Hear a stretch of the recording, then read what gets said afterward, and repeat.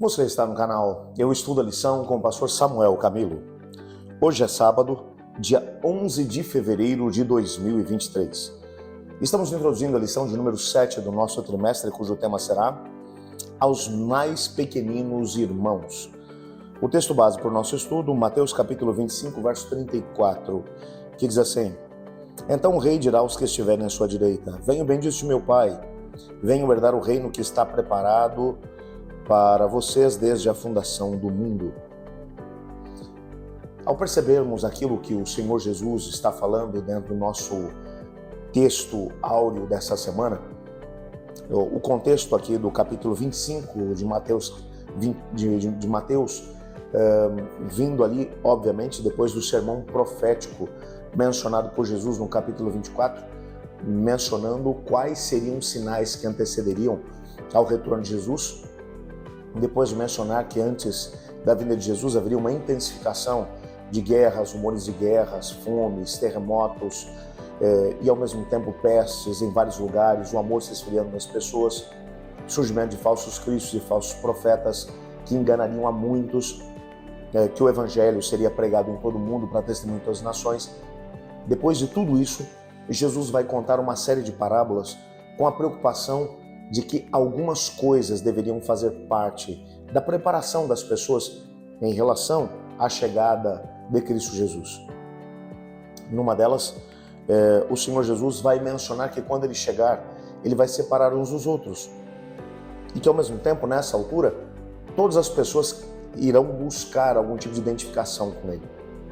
E nessa tentativa de buscar identificação com Ele, o Senhor vai olhar para alguns e vai dizer: eu nunca vos conheci. Apartem-se de mim, malditos, por fogo eterno. Essas pessoas vão dizer: mas Senhor, nós fomos religiosos, nós pregamos em teu nome, nós fizemos até milagres em teu nome, expulsamos demônios em teu nome. E Jesus vai dizer: pois é, mas quando eu tive fome vocês não me deram de comer, quando eu tive sede vocês não me deram de beber, quando eu estava nu vocês não me vestiram, quando eu estava enfermo vocês não me visitaram, quando eu estava preso vocês não foram me ver. E eles vão perguntar: mas Senhor, quando foi que nós deixamos de fazer todas essas coisas? E Jesus vai dizer: quando vocês deixaram de fazer essas coisas para os meus pequeninos irmãos, vocês deixaram de fazer para mim. Por outro lado, o grupo daqueles que estará preparado para subir com Cristo para o céu ouvirá de Jesus: vinde, benditos de meu Pai, entre no reino que vos está preparado desde a fundação do mundo. Porque quando tive fome vocês me deram de comer, sede vocês me deram de beber, quando estava nu me vestiram, quando eu estava preso vocês foram me visitar, quando eu estava doente vocês cuidaram de mim. E eles vão perguntar da mesma maneira: quando foi que fizemos todas essas coisas? E Jesus vai dizer: quando vocês fizeram isso a um dos mais pequeninos dos meus irmãos, a mim vocês o fizeram. E a grande questão que Jesus está colocando não é, sem sombra de dúvida, não é nenhum tipo de salvação pelas obras, ou algum tipo de meritocracia, onde você recebe a salvação porque fez coisas boas. Mas quando entendemos a salvação como é em Cristo Jesus, nós entendemos que quando a pessoa é salva pela graça mediante a fé em Cristo Jesus, o seu coração é aberto para o Espírito de Deus, que passa a viver dentro de nós. Uma vez que o Espírito de Deus alcança o nosso coração, ele começa a escrever a lei de Deus no nosso coração. E quando chegamos nesse assunto da lei de Deus, você se lembra que os 10 mandamentos são divididos em duas tábuas. 4 mandamentos na primeira tábua, que é amor a Deus sobre todas as coisas. E os últimos 6 mandamentos, na segunda tábua, é o amor ao próximo como a nós mesmos. Porque eu amo o meu próximo, eu não mato, não roubo, eu não cobiço aquilo que é dos outros, e assim por diante. Quando você olha para isso, o princípio do amor que é estabelecido na palavra de Deus, nós percebemos o que é que Deus espera de cada um de nós. A Bíblia vai deixar claro para a gente, e o nosso guia de estudos, lá na parte do auxiliar do professor, na página 82, ela vai trazer aqui alguns conceitos que são realmente interessantes. Um parágrafo que eu gostaria de compartilhar com você. Deus pretendia abençoar o seu povo para que não houvesse mais pobres dentre eles E essa é uma promessa que vai aparecer lá em Deuteronômio capítulo 15, verso 4. Entretanto, a pobreza sempre existirá. O próprio Cristo mencionou isso lá em Mateus 26, verso 11, mas também em Deuteronômio 15, verso 11. Apesar de ser plano de Deus, de que não houvesse pobreza no meio do seu povo, o próprio Deus previu de que sempre haveriam pobres no meio deles. Por isso a missão do Salvador incluía trazer alívio espiritual e material aos sofredores. E aí você encontra Lucas capítulo 4, versos 8 e 19, Lucas capítulo 7, versos 19 a 22. Assim, o amor ao próximo e ao mesmo tempo a ajuda ao necessitado é um mandamento divino para aqueles que seguem o seu Salvador. Deuteronômio capítulo 15, verso 11 vai trabalhar exatamente isso. E quando olhamos para a maneira como o Senhor Deus lida ou lidou com aqueles que eram os mais sofredores, é realmente uma coisa fantástica. Ellen White, por exemplo, no livro Desato às Nações, quando vai falar sobre os primeiros anos de Jesus, ela vai mencionar que o amor estava tão impregnado no seu ser, que não foram poucas as vezes que, apesar dele ter vindo com limitações financeiras, ele não era uma pessoa rica.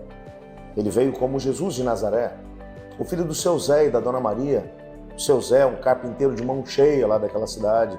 Dona Maria, uma senhora do lar, que fazia um excelente trabalho, mas eram pessoas simples do povo.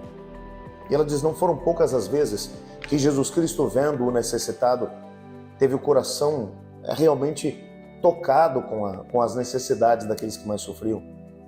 E então, várias vezes, ele abriu mão da própria comida que havia separado para si mesmo, para compartilhar com aqueles que mais sofriam, por causa do amor que tocava o seu coração. Quando você olha para isso, você percebe que se amamos a Deus, como o próprio João mencionou no seu evangelho, que não vemos, como nós poderíamos deixar de amar o nosso próximo a quem vemos? Apesar de termos sempre os pobres junto conosco, ainda mais numa época como essa, numa época em que temos os estrangeiros que são mencionados aqui em Mateus 25. Os estrangeiros naquela época eram simplesmente aqueles que vinham de uma outra terra para migrar, para tentar ganhar a vida em Israel. Eles deveriam ser tratados com respeito.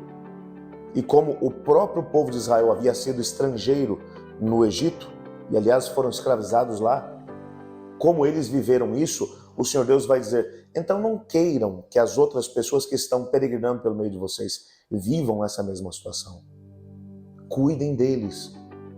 Quando olhamos para essa classe, percebemos hoje em dia, por causa da grande quantidade de guerras que tem acontecido pelo nosso mundo afora, a quantidade de refugiados que todos os dias vão chegando de um ponto até o outro do nosso planeta. Gente que vai fugindo de guerras, gente vai fugindo da miséria, tentando alcançar oportunidades melhores para ganhar a própria vida. Como devemos lidar com essas pessoas? Os órfãos, aqueles que acabaram perdendo os pais, eles já existiam na época do povo de Deus. Jesus os mencionou textualmente. Hoje em dia, quantos deles estão por aqui? Um estudo foi feito há pouco tempo sobre a cidade de São Paulo.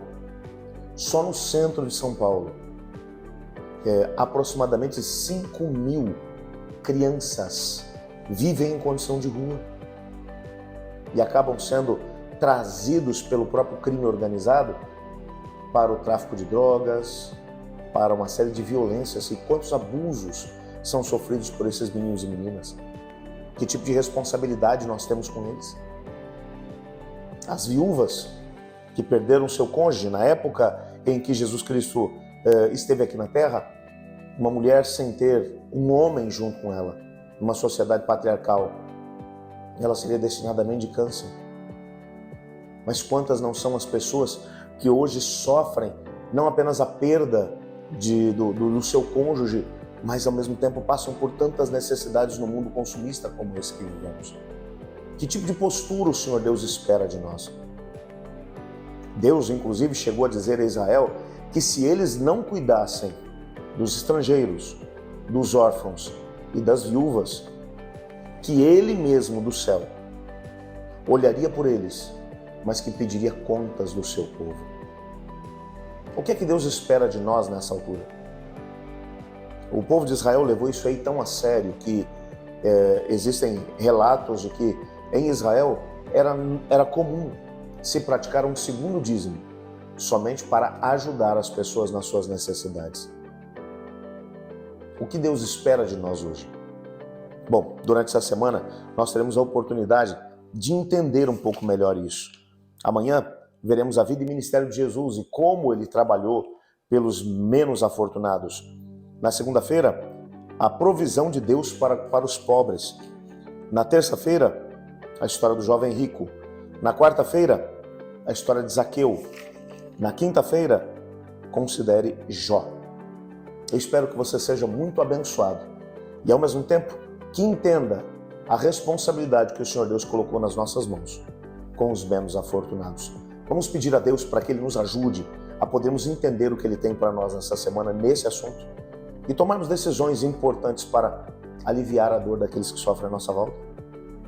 Obrigado, Pai, por Tua palavra, porque nela entendemos que o Senhor tem um propósito grandioso. Te pedimos que nos ajude para podermos viver o melhor que o Senhor tem para nós. Pois é em nome de Jesus que oramos. Amém. Eu estudo a lição. E você?